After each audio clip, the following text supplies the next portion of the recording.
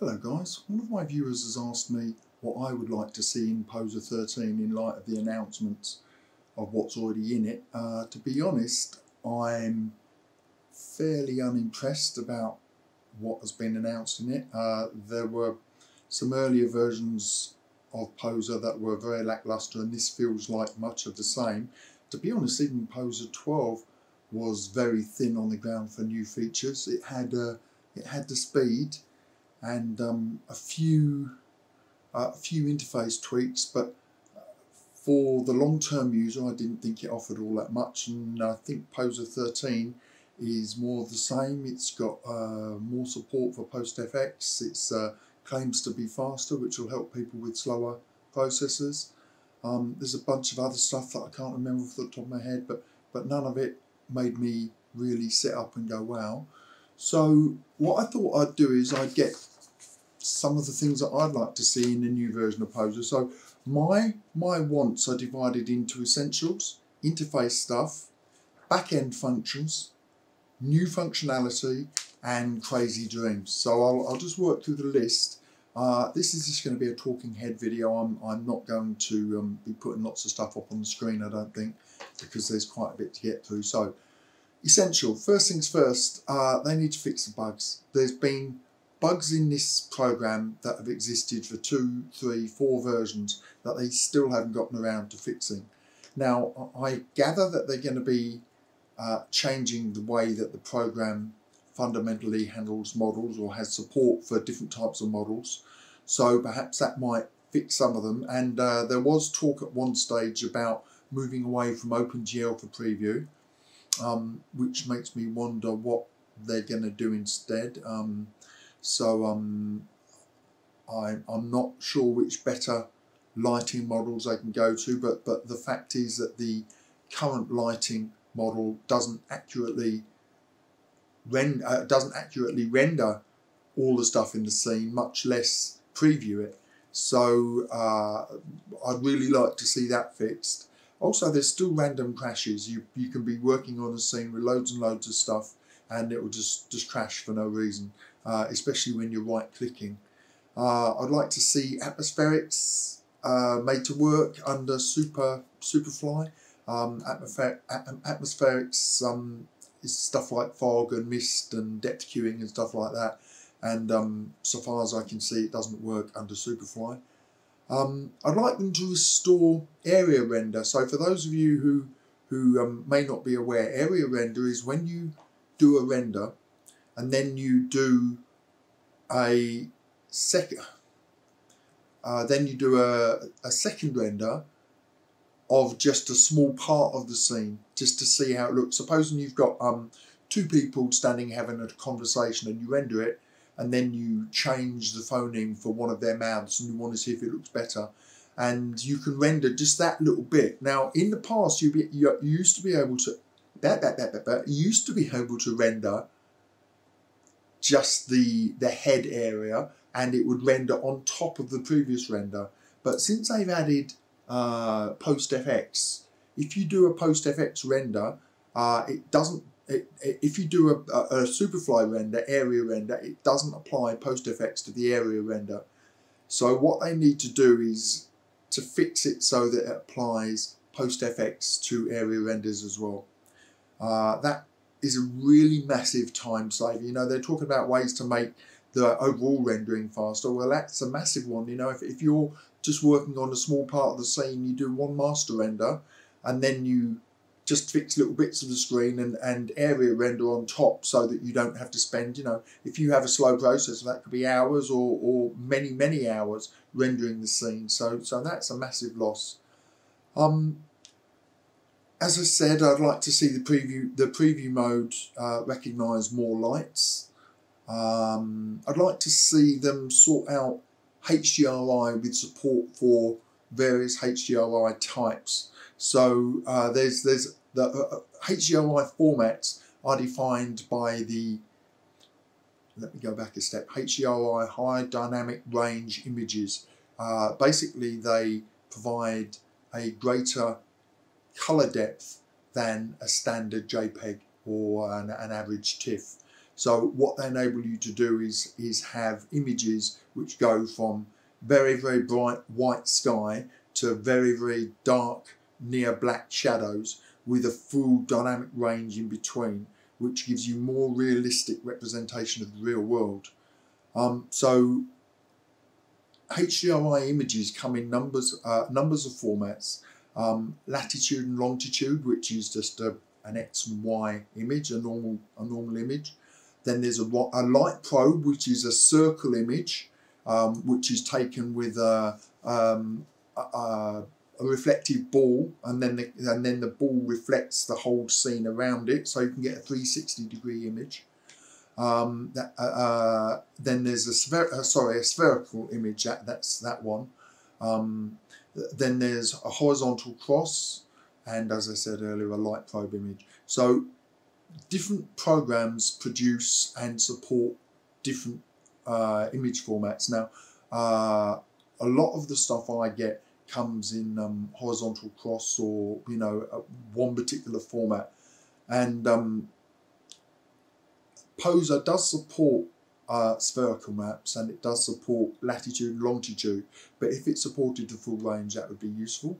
You can convert them in third-party programs like HDRI Finish, but it would just be more convenient. In fact, what I'd like to do is see Poser much more conveniently support environmental maps and sphere, global illumination, sphere domes that surround the whole scene. I'd like that just to be built in from the start, which would give much more subtle light. Okay, so moving on to interface things that I'd like to see. I'd love to see a full preview of cycles in the preview window. So at the moment when you're working, if you put Firefly textures, they're fully reflected in the OpenGL or software preview window.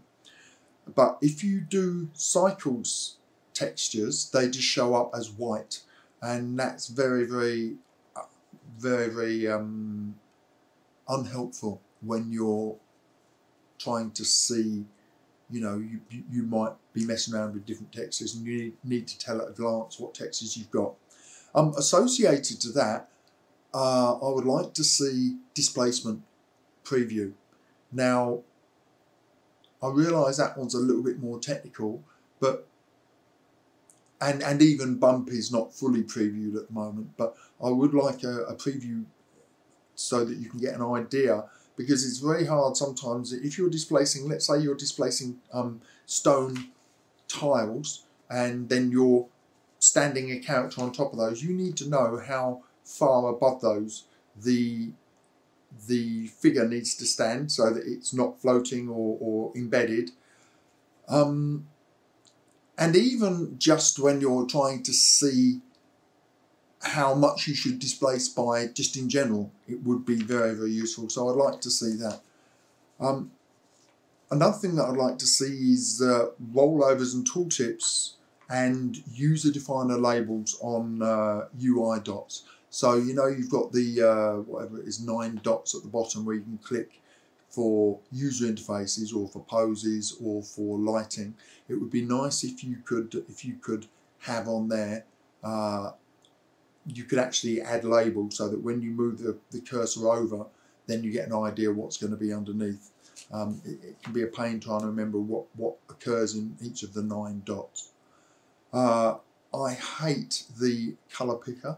I believe it's a Windows system colour picker, and there's a custom mode in there, and I don't even know how that works. But the colour picker, there's an option to use a custom palette, but I've never managed to save a custom palette. I've never managed to load a custom palette, and the way it works really sucks.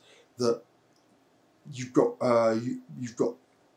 a system palette at the top, then underneath you've got user definable colours which do not save with document. That's the first thing.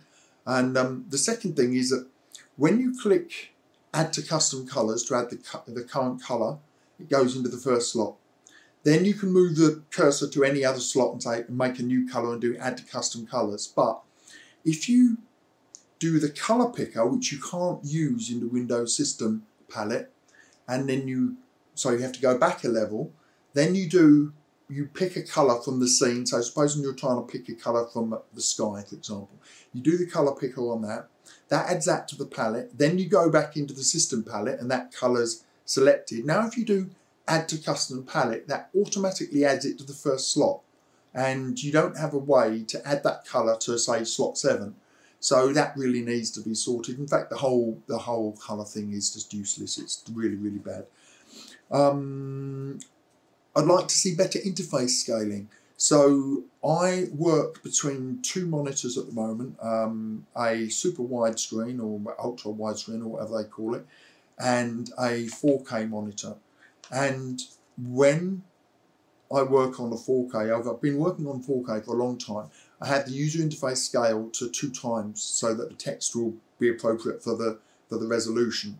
But then when I go between windows to the whatever you call it, just super widescreen, then all of the text is way too big, and it really is very poor that Poser doesn't auto scale the text.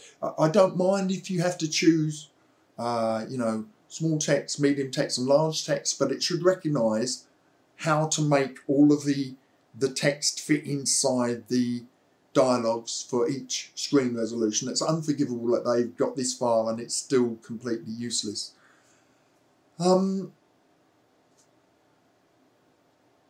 The movement icons. You know the icons that you click on that move you around the scene? What the hell are they? You know, I know they changed them. When they did scalable interface, they changed them to something that was supposedly more generic. You've got kind of a laying down square and an upward square, or you've got 2 hands in the movement thing on the side. But they don't tell you anything meaningful. So if there's an icon that means move up and down, do an up and down arrow. If there's an icon that means left and right, do a left and right arrow. How hard is that? Now, I was told originally that they changed the icons so that they were rescalable with the user definable interface scale. But if so, you know, if you can scale a hand, why can't you scale an arrow? It's ridiculous. So that needs to be more meaningful. Depth of field, or well, yeah, I guess depth of field, you know, the focal point. In Poser 11, you used to set the focal point by selecting an object in the scene and then running a Python script. And it would tell you how far that was, and then you could manually enter that. Now what they've done, they've got rid of that because the Python scripts all got destroyed. What they've done is they've instead replaced it with a reticule. And this is basically a circular target in the centre of the screen that moves forwards and backwards as you change the Z depth of the depth of field. But the problem is that if you're trying to select an item that's off-centre, you don't know exactly how deep that reticule has to be exactly at their depth. Now, there is an advantage to having a reticule, definitely, which is that it's, with the old system, supposing you had a sphere that was very, very large, you could only select sphere as the depth of field, and then you run the script and it would choose a depth of field that, say, was the front of the sphere or the centre point or the rear of the sphere. And so that might not always give you a precisely usable value, whereas with a reticule you can move it precisely until it aligns with something. But if you can't also move it left and right, then that's virtually useless for all but stuff that's exactly in the centre of the screen. And just a reminder, if it's exactly in the centre of the screen, it's poor art, because you shouldn't put your subject exactly in the centre of the screen, you know, rule of thirds, all of that sort of stuff. So what I would like to see is, instead of a reticule, I'd like to see a grid or an optional grid. So now the grid, you can tell at any point on the screen when the grid is moving through some part of a model that you want to be the focal point, and that would be much more useful.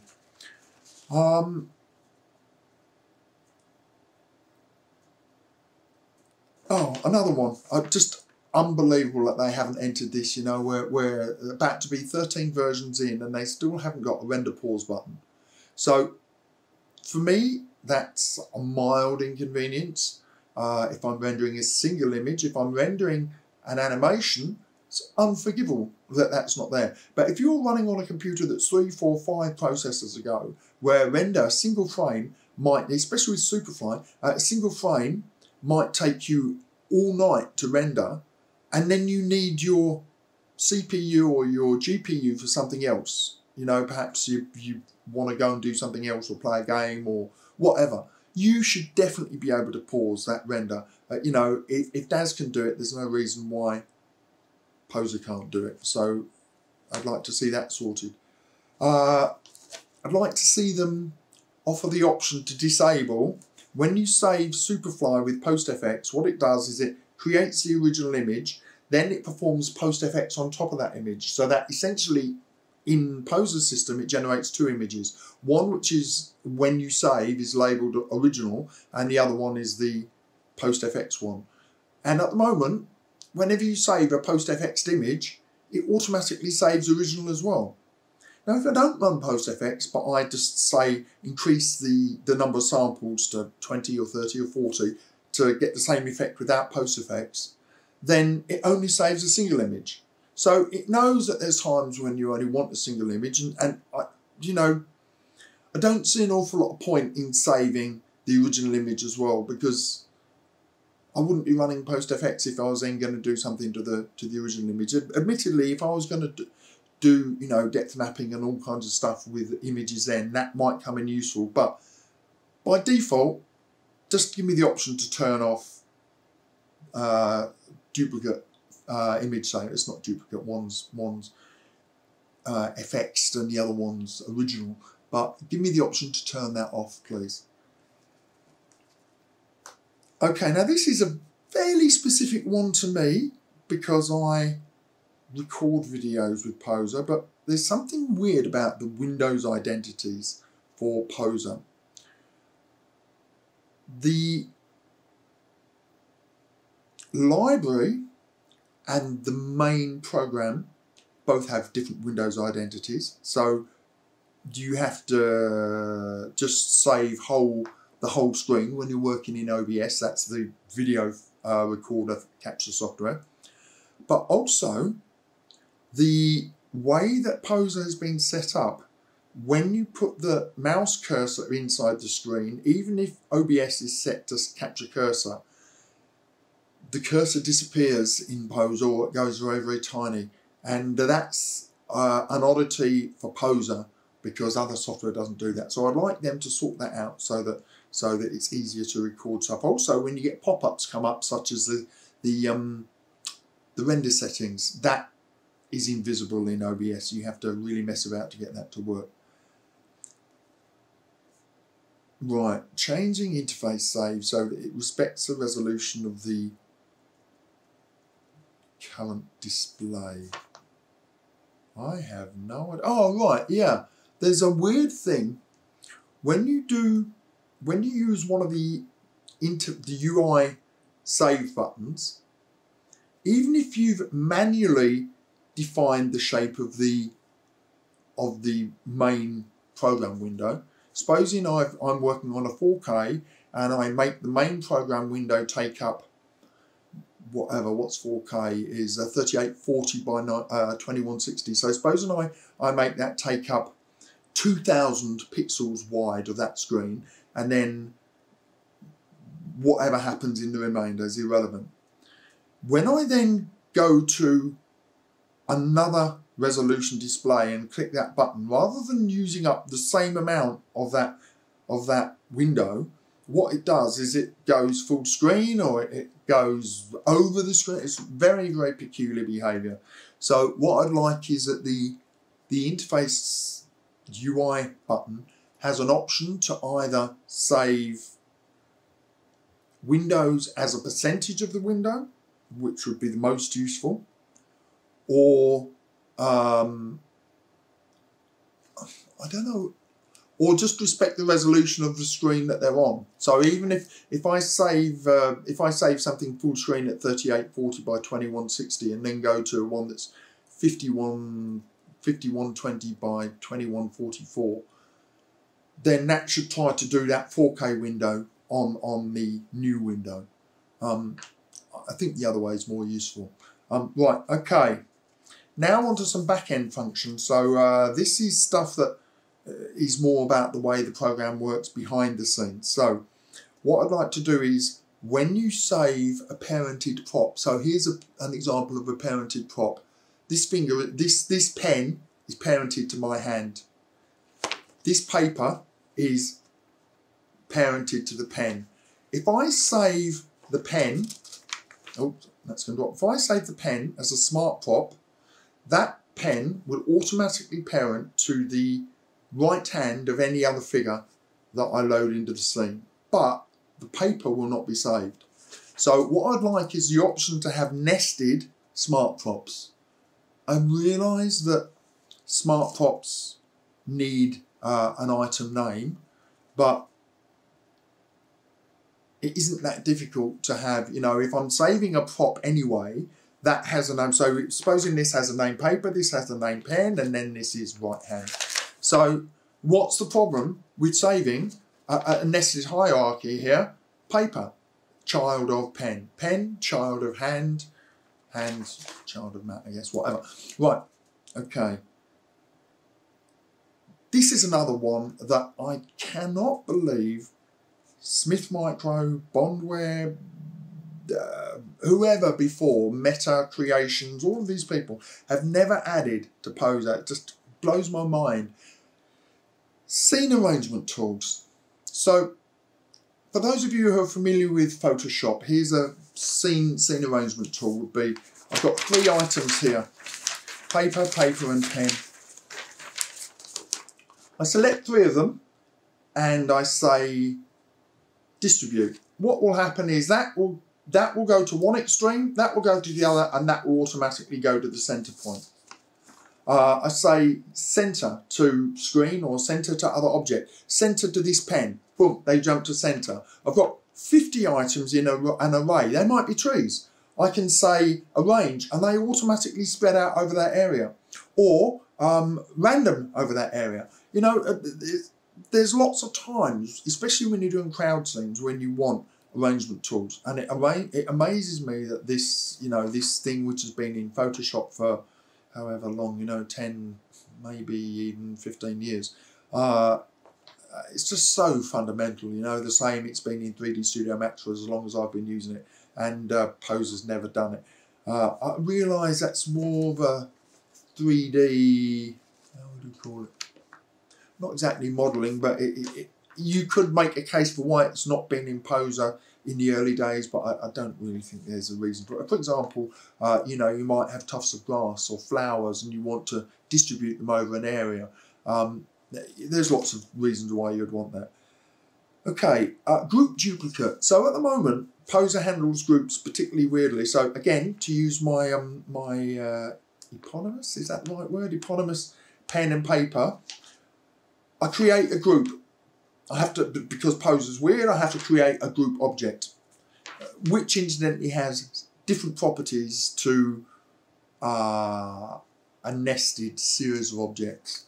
So I create a group of object. I create a group object. So here's my group objects. My fist is a group.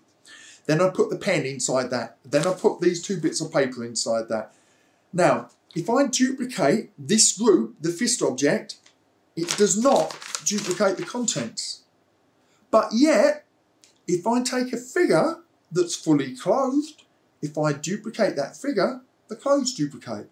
So it's clear that Poser has the ability to duplicate conformed items, which is basically just a group under another name. So why can't it do it with a group? Okay, moving along. Okay. I've written this down. I have absolutely no idea what I meant by this, but I'll say it anyway. When offering runtime locations during install, actually specify where those locations will be. So I believe this was when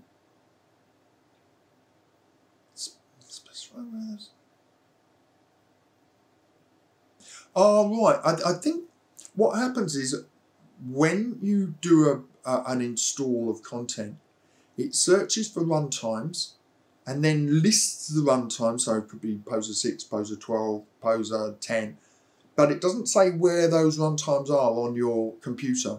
And sometimes that's useful, so it ought to just list the full path name to the runtimes. Right, now this is another one that, again, I really don't get why this has never been added before, but a persistent hierarchy window in each document. So the hierarchy window is the window that shows you all of the content of your scene, including nestings and character hierarchies, you know, like hip and then children of hips and children of shoulders and arms and forearms and hands and fingers, shows all of that. Now,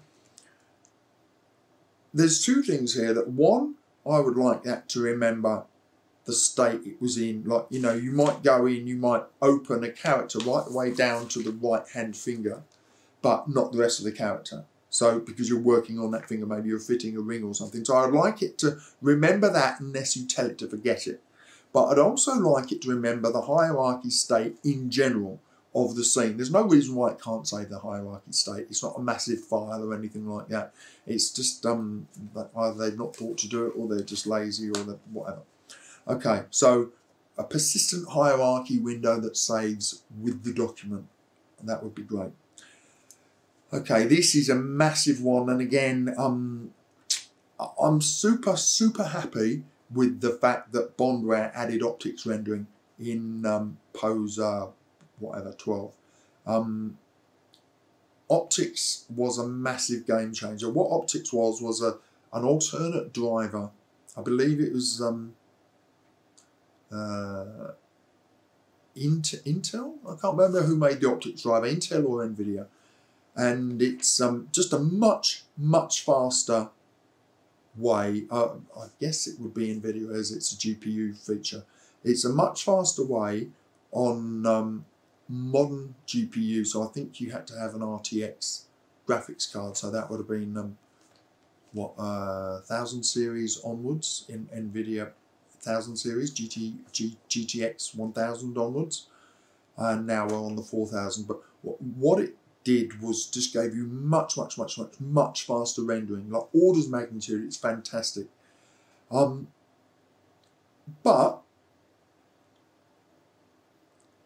is it really too much to ask that you can also use your CPU?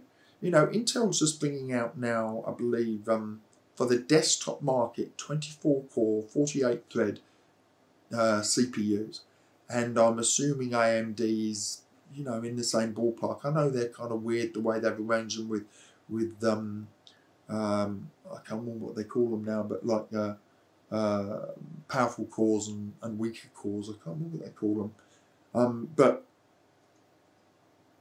nevertheless, I want every resource on my PC to be working for rendering. Now, since I bought a 3090, I'll be honest and say rendering is so quick for me that if they didn't ever improve the speed again, it would be okay. Until I start messing around with transparency, reflectivity and atmospherics.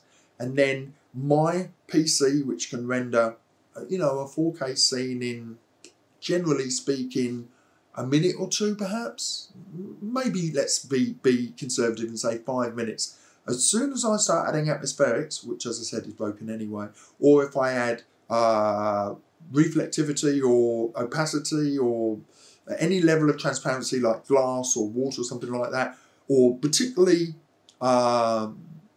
billboard type hair where it uses transparency and you've got layered transparency as the strands are on top of each other, then the rendering time, even for my pretty capable PC, just go boom, up through the roof, and now suddenly you can have something that was rendering in minutes go up to hours.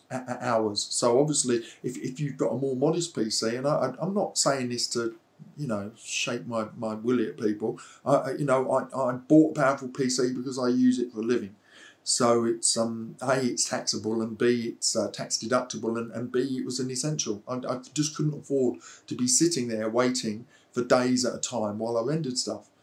So it would be really great if I also have a 24-core Threadripper processor, which is fairly okay.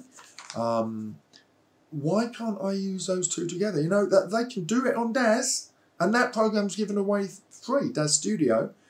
So it's really a matter of the will to do so. I would like to use every resource available.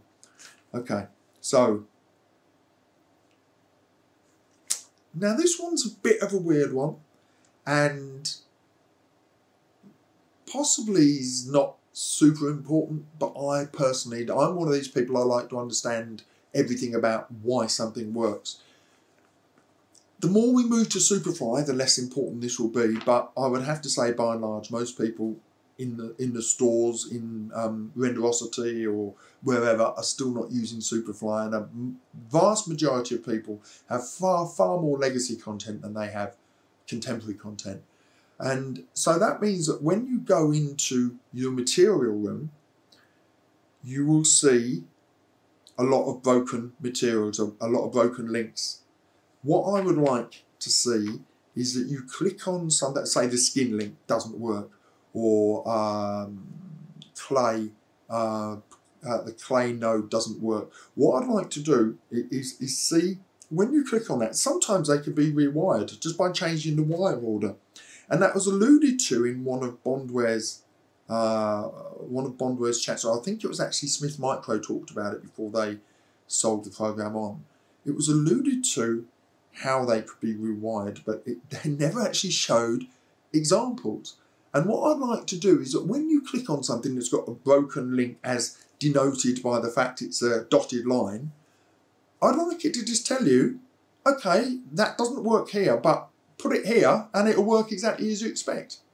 Because honestly, I still don't know where to put them and how to wire them to make them work. And I'm sure there must be people, lots of people who have less experience than me, who just see that and then the model renders really pale, or the renders black or white, and they have no idea why, and then that's as far as they ever get. So it'd be nice to have that option. Now, one of the fantastic things that Snarly Gribbly did with his Easy Skin was that you could single click and it would automatically rewire so that all of the old legacy content just worked under Superfly.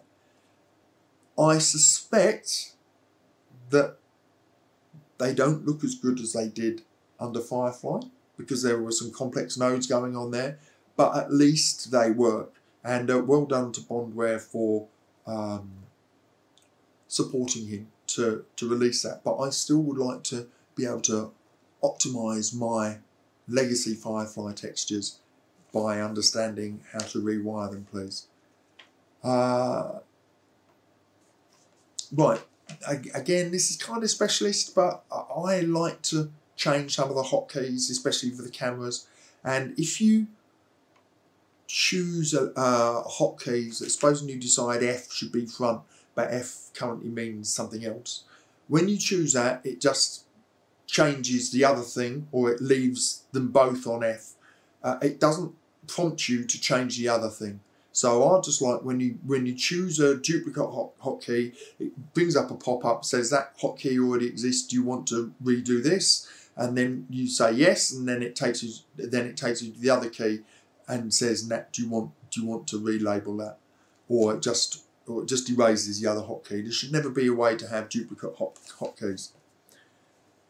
Right, now this is another personal bugbear of mine. I really hate the way that Poser handles object origins. Now this is not going to matter for most people, but anyone who creates objects or kind of gets in under the hood of objects that they've been given will understand that the way that Poser handles the origin, which is known as the pivot point in any other piece of software, the pivot point is basically the point. So imagine this is the pivot point. When I say rotate in that plane, so that would be in the Z plane from your position, it rotates there. So if I want this to rotate around the center, I have to move the origin to here and to here. Now there's two things that happen. When I do that, the origin moves to here, but the origin can move. So supposing it's this big, I'll move it really, really close, and I want the origin to be this corner. If I move the origin is now gone off the screen, off your field of view. What it should do is that when I move the origin should stay in the center and the object should move like so. And something else, supposing you have an object that's oriented like this when you import it, that's fine, but it's not very useful. So here's my origin X and Y axes. I should have a way not just to move it in X and Y, but I should have a way to orient it around Z. So now the origin aligns. Supposing I have two legs here, and I've imported it like this, and I want to set the origin for this leg, and I want to set the origin for this leg. So in this leg, it makes sense for the origin to be X and Y straight across at 90 degrees, but on this one, I may need to rotate the origin by 45 degrees and then bring it down to this corner. But at the moment, I can't. And that really matters when you start moving stuff in planes, because although I can still rotate this around the object, when I start Z moving it, it will only move in that plane or that plane. And sometimes you want to move it along its own axis. So that's really, really important. Again, it's one of those things, to be honest, I absolutely don't understand why this has not been done 10 versions ago. Right, new functions. These are things that I just think it absolutely should have. Full support of cycles features. I realise that's kind of difficult, but it would be great if all Blender recipes and materials could just be copied into Poser. The number one feature that I would like, and I'm not sure if this has gone beyond experimental yet in Blender, but microfacet displacement. I'm always talking about this, but it's just such a massive pain to have displacement linked to resolution, to model polygon resolution. You know, if I want to displace this pen object on this piece of paper by that amount, say that's, you know, 0.5 centimetre deep on that piece of paper, and it's quite fine and delicate, then I want to displace this little pocket clip here by quarter as much. I would need to have resolution of the underlying model high enough so that this, so I've got this piece of paper, it's a single quad. But now I need to subdivide that piece of paper maybe a factor of 3, you know, so maybe it's now suddenly it takes up whatever 1,000 times more space in memory just so that I can displace a section of it by that pen. And that can quickly just blow out of all proportion the amount of memory used, and especially if you're messing about with already high resolution figures. So it would be so awesome if they just implemented microfacet displacement, which was an experimental feature in Blender and was built into Poser in the first place. You know, the original Poser Firefly could do it. I don't know if it's implementable, if it's easy because it's already there, or you know how that would connect, but I really, really would like to see that. Okay, the lighting engine in Poser needs mouth-to-mouth. One of the things that absolutely blows Poser out of the water when comparing Poser to DAZ is the quality of DAZ lighting renders, the lighting in DAZ. And I've seen some people who work really, really hard on Poser to get stuff looking great, but just by default, a beginner on the default lighting on Poser is just, it's adequate, but it makes stuff look like The Sims or something like that. The default lighting on DAZ Studio makes things look photoreal, near as damn. So if Poser wants to continue to be taken seriously, or to even ever start being taken seriously again, it needs to sort the lighting out. So what I'd like to do is have better colour. I'd like to see colour temperatures, time of day, daylight presets, that sort of thing. So you know, a single click you can say okay cloudy, single click you can say okay stormy, single click okay tropical, single click evening, single click morning, single click bright day, desert bright day, whatever, you know, and it will do all of those range of things. And again, the latitude and longitude feature of DAZ Studio is fantastic as well, because it just makes it easier to work out for where you are. Now, this one is going to contradict something that I'm going to say later, but one of the huge issues, in my opinion, one of the misspent resources in every version of Poser since probably 4, is that every owner has provided Poser with a huge library of content, and so they invest time and money and blah blah blah on that, and even now they're boasting about a new figure built. I don't care about their new figures unless it's DAZ compatible. I don't care what figures you do. If you bring out a brilliant new figure that costs $50, if it's any good, I'll buy it. And here's the thing: it's probably going to be a female anyway, which I very rarely use. So you know, why make that a selling point? But what I would like to see, this is something everybody's going to use, is a library of Superfly materials, professionally created. There's some fantastic creators out there who really understand the physics of how to make Superfly sing. Backend's Bill is just a master at the physics of all this sort of stuff, and I would love, you know, as far as I'm aware, there are only 2 libraries of, and I could be way off here, so if I am, forgive me, but there are only 2 libraries of materials available in the Bondware shop, the Renderosity shop. There's one by Dimension 3D, which is Ralph Nessler, bless his heart, he's passed away now, and one by somebody else whose name I can't remember, I'm very sorry.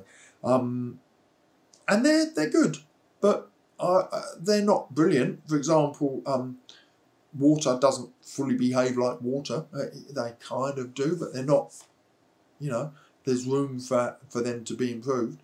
So what I'd like to see Bondware do is invest and have a library of 500 or 1,000 materials, which would be just invaluable for everybody. On that subject, I'd also like them to do a basic skin material for Superfly and a basic eye material for Superfly, so that you can use that as your starting point. A really world-class, obviously the wiring of a Superfly stroke Cycles skin is half the problem, and the other problem is the quality of the maps. Well, we can make our own maps, but it's really tough to do the wiring so that it gives you great subsurface, it gives you great, you know, skin look, nice translucency, all the elements that make skin look really great. They'd be doing the whole community a favour, especially if they said, and you can also sell commercial models based upon that, you know, that basic template. Just crazy that they haven't done that. Far more useful than just including another bloody figure. You know, there's thousands of figures, tens of thousands probably on Renderosity. The last thing we need is another figure. Anyway. Oh, right, far more post effects. So the post effects, which I mentioned earlier, is an add-on to Superfly Render. So it renders the full scene. Then there's this button which you can have set that applies post, after, render effects. And at the moment it has 3 things. I think there's contrast, something else, 2 really useless things that you can do in Photoshop, contrast and levels maybe, I can't remember. So I used to say, oh, I never use them. plus the Intel denoiser, which is invaluable. But there's so much more that they could have in there. They could have film looks, they could have lots of stuff. I can't remember stuff off the top of my head. But yeah, more exposure looks, different lighting looks, different grain, so that's kind of film looks again. But you know, like supposing it did like could have like film looks, film noir, certain types of vintage film look, you know, certain types of camera look that people like, and it could just have those as single buttons within the PostFX. That has been massively underused. They didn't do a single thing with that for the whole version 12, nor did anyone else. So complete waste of time there. I gather they're going to bring out some new stuff for that, but from what I've seen of it, from what I've seen, the titles are it leaves me completely unimpressed. You know, I've never seen a list of features that makes me go meh more than what's in the PostFX. Right, hair generator. Now, hair generator rarely ever used in Poser, even though it's an absolute integral part of DAZ Studio, and the reason is because it's crap. It's got potential. You could use it for hair, you can use it for fur, you can use it for grass, you can use it for anything where you need regular little spiky bits, but it's so resource hungry that if you try and do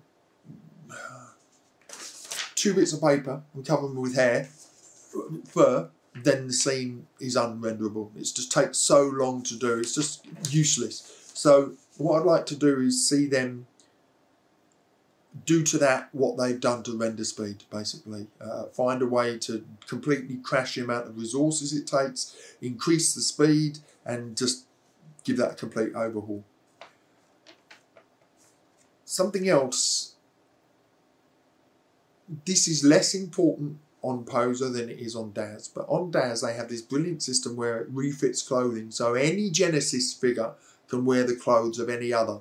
Now, in Poser 10, 9 I'm going to say, Phil C had a system called, I think it was called Wardrobe Wizard, which he sold separately, Phil Cook, and it was very overcomplicated, to be honest, but it kind of worked, not very well. But it was actually included, I believe it was included as a Python script or just as a regular script that you could run. And then Bondware took it out. I don't know if they did it on 11 or 12, but I never used it because it was too unwieldy. With DAZ, you just click on a clothing item to add it to the figure. Oh, that's another thing, it automatically adds to figures, clothes to figures. You can do that now with Poser, where you just drag them from your library onto a figure. I don't know what happens if you try and do that with figures that the clothes are not designed for. But it would be great with DAZ, you just drag them onto a figure. If they're not designed for that figure, it just says they're not designed for this figure. What type of item is it? You know, clothes, dress, hair, whatever. And then it'll just do the maths in the background. And it's not 100%, but it's pretty good. Be nice to see something like that on Poser. Particularly, it would be nice to be able to just take all of my, because the figures on Poser have not been updated, were not really updated much for a long time. Then we had La Femme and L'Homme, but on Poser you're still seeing Michael 4, Victoria 4, Freak 4, the Kids 4, still seeing content for those selling now, because there aren't a great range of other stuff to do clothes for and to work with. As I say, the L'Homme and La Femme, which I'm not keen on those, but you know, they're okay, I guess. They are building up a good library of stuff as well, but wouldn't it be nice just to be able to swap clothes back and forwards between those? Okay, now this is just a kind of a weird, but I would find it useful, is a flame system. I wouldn't expect a full particle system. It would be too much to ask for in Poser, although there is such a thing in DAZ Studio, and Poser's support for Python 3 should allow it to do it. But maybe a step too far, but it would just be nice if it had an easy way to bring fire billboards in. Not even animated, just static. Yeah, I mean, there are billboard fire products already. A billboard, in case you don't know, is just a 2D photograph or rendering, and then it's just got transparency. So you suppose you want my head on fire, you bring a billboard in here, and there's fire drawn on it here, and then transparency covers the bits that aren't fire. And that works fine. And in DAZ Studio, there's a way so they always orient towards the camera. Be nice just to see that, you know. Maybe, you know, burning fields, flames for torches, campfire flames, you know, a dozen different types of fire. It's not too much to ask. And another one that's not too much to ask, DAZ scene, object and hair import. Now I'm going to talk in my crazy dreams section about import of DAZ figures, but even if you don't import everything, you could make the argument that DAZ materials are complicated, whatever, it's BS, but you could make that argument. But there's no reason at all why you can't have an import for hair or for scenes, because the materials on those generally are quite simple, and it's just a matter of importing. And even if you just say, look, we can't do a full import because Poser doesn't have all the same features, but here's that scene, all the parts are arranged in the same place, we've imported that DAZ DUF and extracted the positions, and everything's got textures but they're not perfect. That would be game changing for people. And I can't believe that DAZ 3D would object to a new market for all of their DAZ content. I just can't. But I'm going to talk about the legality of that in a minute. So now the crazy dream stuff. Real-time ray trace preview. Bondware is, it seems to my super non-technical comprehension, Bondware is already heading in that direction. Excuse me. In terms of render speed. They're not quite there. They've got a ray trace render option, which is way too slow. But I would sooner have an imperfect, you know, we've got real-time ray tracing in games, but we can't do real-time ray tracing in a dedicated 3D program. Bullshit. That's just not. You know, I know the budgets on games are much bigger, but you know what they do in games is they limit the things that they're trying to simulate. So they might have transparency and reflection, and that's all the ray tracing it does, and lighting, and that's all the ray tracing it does. It doesn't try to do all the complicated advanced stuff. It just does those basics, and even those would be nice in Poser, just to give us an idea, so it's a little bit more realistic. To be honest, even if it just did ray trace lighting, that would be some of the way, and diffuse textures. So that would be lovely. These are all features that I don't think they're ever going to do, but would be nice. Auto conversion of Firefly textures to Superfly. Now, I think this is a lot more doable. Now, the whole world at the moment is going AI crazy, you know, AI to figure stuff out. But this isn't even that complicated. If you look at Snarly Gribbly's Easy Skin, what that does is it looks at the wiring of existing textures and then it intelligently rewires them so they'll work on Superfly. If one man can do that as a free giveaway, there's no reason why. There's a limited range of parameters that, supposing reflection, there's a limited number of ways that reflection can be done in a Firefly figure and then in a Cycles figure.